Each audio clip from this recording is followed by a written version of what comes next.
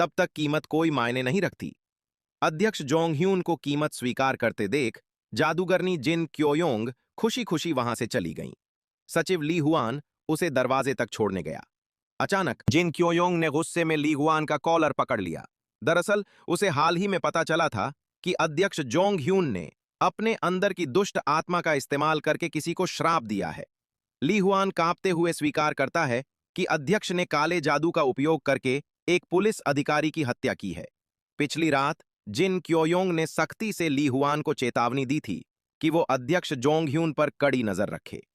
जंगल company का आने वाला सार्वजनिक निर्गम बहुत महत्वपूर्ण था, इसलिए अध्यक्ष कोई भी गलती बर्दाश्त नहीं कर सकता था। उसने ली हुआन को निर्देश दिया कि वो अध्यक्ष के निजी सामान की सावधानी से रक्षा करे और अगले 2 दिनों तक उसे घर के अंदर ही रखे, जब तक वो श्राप को खत्म न कर दे।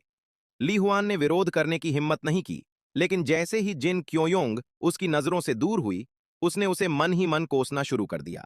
इस बीच जिस अनाथालय में सोजिन रहती थी, वहां एक परोपकारी समूह आया। उस समूह का नेतृत्व एक महिला गायिका कर रही थी, जो अपने निजी विवाद के कारण बदनाम हो चुकी थी। वो अपनी छवि सुधारने के लिए परोपकार का सहारा लेना चाहती थी। गलती से अनाथालय के एक बच्चे ने उस गायिका को छू लिया। वो तुरंत गुस्से से भर उठी और बच्चे को बुरी तरह डांटने लगी, क्योंकि उसे डर था कि उसके महंगे कपड़े गंदे हो जाएंगे। वो दिखावे के लिए परोपकार कर रही थी, लेकिन उसका दिल बेहद बुरा था। सोजिन, जो पास ही खड़ी थी, ने यह पूरा दृश्य देखा, जबकि बच्चा दुखी होकर एक कोने में छिप गया। सोजिन उसके पास गई और पूछा कि क्या वो उस गायिका को श्राप देना चाहता है, लेकिन बच्चे का मासूम दिल नफरत से अछूता था। बच्चे ने सिर हिलाकर मना कर दिया, ये जताते हुए कि वो किसी से नफरत नहीं करता। सोजिन ने उसे छोड़ देने का फैसला किया, लेकिन अचानक सोजिन ने देखा कि वही गायिका अपनी साथी को डांट रही थी। यहां तक कि उसने सोजिन जैसे अनाथ बच्चों के प्रति भी तिरस्कार दिखाया। इस व्यवहार ने सोजिन को अपना फैसला बदलने पर मजबूर कर दिया। जब उसने देखा कि गायिका अपने दस्ताने वहीं छोड़ गई है, तो सोजिन ने उन्हें श्राप देने के लिए इस्तेमाल करने का सोचा। तभी अचानक सोजिन को पत्रकार जिन्ही का फोन आया। जिन्ही ने कहा कि उसे एक बहुत जरूरी बात करनी है। सोजिन ने फिलहाल उस घमंडी गायिका को छोड़ने का फैसला किया। पत्रकार जिन्ही गाड़ी लेकर अनाथालय के दरवाजे पर सोजिन को लेने आई। जैसे ही सोजिन गाड़ी में बैठी, जिन्ही ने सीधे मुद्दे पर बात शुरू की। जिन्ही ने कहा कि वो चाहती है कि सोजिन उसकी मदद करे और अध्यक्ष जोंग ह्यून को श्राप दे। इसका कारण यह था कि एक मृत व्यक्ति की कलम की टोपी के कारण जोंग ह्यून ने निर्दयता से पुलिस अधिकारी जांग की हत्या का आदेश दिया था, जो जिन्ही और उसके पति का बहुत करीबी दोस्त था। सोजिन ने बिना सोचे तुरंत हां कर दी, क्योंकि वो खुद भी लंबे समय से जोंग ह्यून को श्राप देना चाहती थी। सोजिन ने फिर से उस अनुष्ठान के लिए जरूरी चीजें बताईं, एक तस्वीर, लक्ष्य का नाम और उसके नाम के चीनी अक्षर तथा उसका कोई निजी सामान। पत्रकार जिन्ही ने वादा किया कि वो ये सारी चीजें जल्द ही जुटा लेगी। इस समय जिन्ही के लिए जितनी जल्दी अध्यक्ष जोंग ह्यून का अंत हो, उतना ही अच्छा था। उधर समाचार कक्ष में पत्रकार जिन्ही ने निजी जासूस किम पिल के बेटे को फोन करके अध्यक्ष जोंग हुन का कोई निजी सामान चुराने में मदद मांगी। जासूस किम ने पैसों की लालच में तुरंत हामी भर दी। इसके बाद जासूस किम ने अध्यक्ष जोंग हुन के निजी चालक से मिलने की व्यवस्था की। जासूस किम ने उसे बड़ी रकम की पेशकश की और अध्यक्ष का कोई निजी सामान लाने को कहा। चालक पहले हिचकिचाया, क्योंकि हाल के दिनों में अध्यक्ष अपने सामान को लेकर बहुत सतर्क और संदिग्ध हो गया था। लेकिन चूंकि वो पहले ही पैसे ले चुका था, इसलिए उसके पास मानने के अलावा कोई और विकल्प नहीं था। उस शाम चालक हमेशा की तरह अध्यक्ष जोंग ह्यून को लेकर वापस आया। उसने संयोग से अध्यक्ष को लाइटर इस्तेमाल करते हुए देख लिया। यह एक अच्छा मौका समझकर जैसे ही उसने अध्यक्ष जोंग ह्यून को उसके व्यावसायिक साथी से मिलने के लिए होटल पर उतारा, वो तुरंत एक सुविधा भंडार की ओर भागा। वहां उसने बिल्कुल वैसा ही एक लाइटर खरीदा और उसी समय जासूस किम को संदेश भेजकर बताया कि वो आज रात लक्ष्य का निजी सामान हासिल कर लेगा। इसके बाद चालक वापस होटल आया ताकि अध्यक्ष जोंग ह्यून को लेने जा सके, लेकिन अप्रत्याशित रूप से अध्यक्ष को उसके व्यावसायिक साथी ने शराब पिला दी थी और वो पूरी तरह नशे में था। चालक ने इसे सुनहरा अवसर समझा और अध्यक्ष जोंग ह्यून को घर ले गया। पीछे की सीट पर उसे गहरी नींद में सोता देख चालक ने चुपचाप अपने तैयार किए हुए लाइटर को अध्यक्ष के लाइटर से बदल दिया। इस दौरान वो लगभग पकड़ा गया था, लेकिन उसने चालाकी से एक कहानी बनाकर खुद को बचा लिया। अध्यक्ष को सुरक्षित घर छोड़ने के बाद चालक जल्दी से जासूस किम से मिलने चला गया। जैसे ही उसने लाइटर जासूस किम को सौंपा और बाकी पैसे लिए, उसी समय उसे अध्यक्ष जोंग हुन का फोन आया। वो हैरान था कि लाइटर की चोरी इतनी जल्दी पकड़ ली गई। दरअसल अध्यक्ष जोंग हुन को घर पर अचानक धूम्रपान करने का मन हुआ, तो उसने सिगरेट निकाली और उसे जलाया। तभी उसे याद आया कि होटल में उसका लाइटर खत्म हो गया था, लेकिन जो लाइटर उसके हाथ में था उसमें अभी भी गैस भरी हुई थी। इससे उसे समझ आ गया कि चालक ने लाइटर बदल दिया है। अध्यक्ष जोंग हुन ने तुरंत चालक को फोन करके सवाल किया। उसकी गुस्से भरी आवाज सुनकर चालक समझ गया कि अब उसके पास बचने का कोई रास्ता नहीं है। इसलिए उसने जल्दी से फोन काट दिया और भागने का रास्ता ढूंढने लगा। इस बीच अध्यक्ष जोंग हुन चालक से संपर्क नहीं कर पा रहा था, इसलिए उसने तुरंत अपने सचिव ली हुआन को फोन किया। जोंग हुन ने उसे बताया कि उसका निजी सामान किसी के हाथ लग गया है, लेकिन उसके पास अभी भी थोड़ी उम्मीद थी।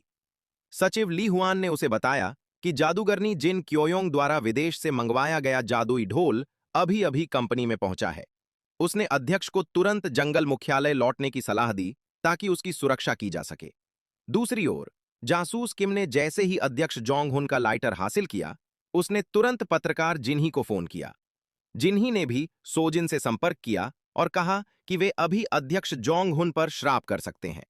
सोजिन ने तुरंत अपनी तैयारी की और निकल पड़ी।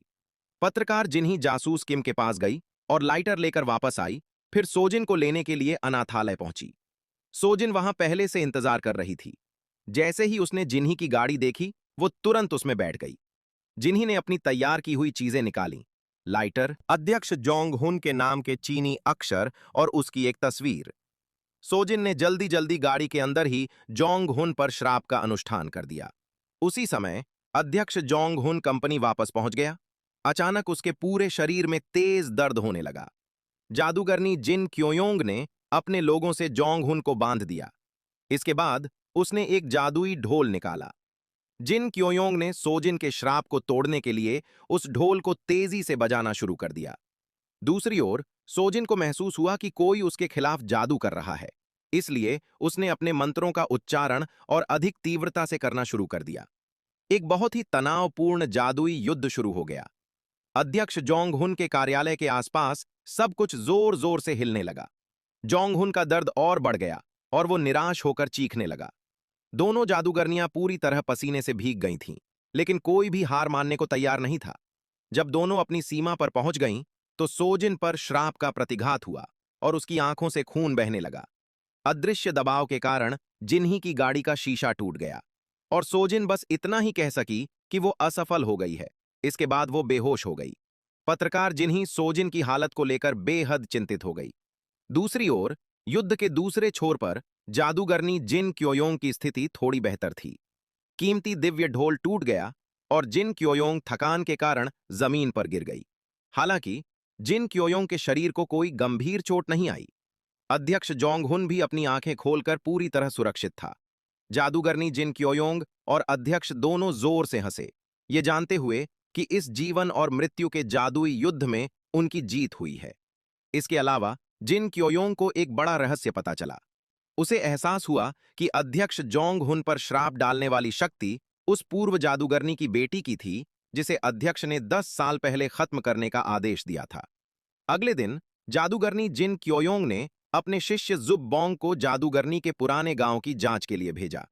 स्थानीय लोगों के बयान से जुबोंग को उस वर्ष लगी आग और जादूगरनी की बेटी के रहस्यमय लापता होने के बारे में पता चला।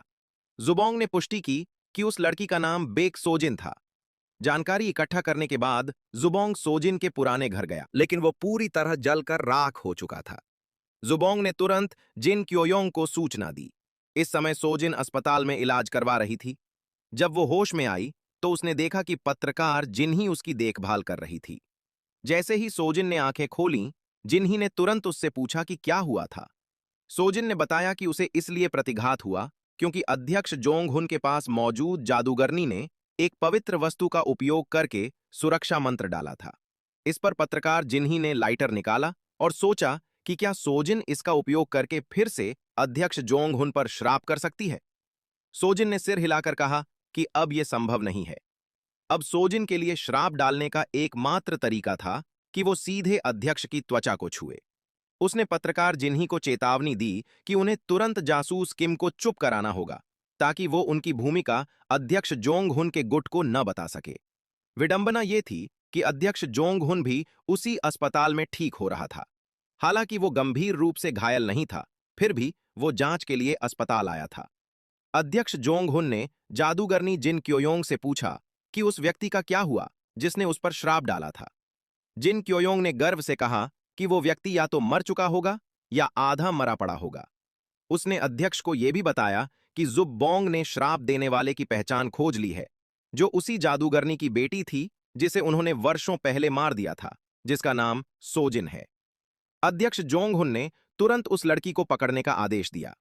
इसके बाद उसने अपने सचिव ली हुआन को चालक को गिरफ्तार करके पूछताछ करने का आदेश दिया ताकि पता चल सके कि सोजिन का साथी कौन था। अध्यक्ष की सुरक्षा की जिम्मेदारी सचिव ली हुआन को सौंपकर जादूगरनी जिन क्योयोंग वहां से चली गई।